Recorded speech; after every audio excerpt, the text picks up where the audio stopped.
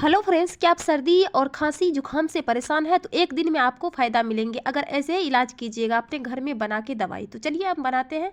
पहले हम अदरक ले लिए हैं। अदरक को छिल के अच्छे से छोटे छोटे पीस में काट लेंगे। उसके बाद हम इसको ग्राइंड कर लेंगे। बिना पानी के ग्राइंड किए हैं, पानी बिल्कुल भी नहीं दिए हैं।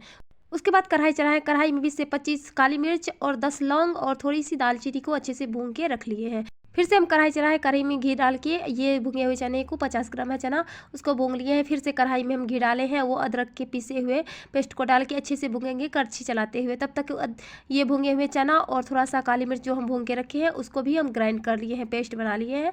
और अदरक में डाल देंगे। एक साथ दोनों को चलाते रहेंगे, बिना पानी के इसको मिक्स कर देंगे।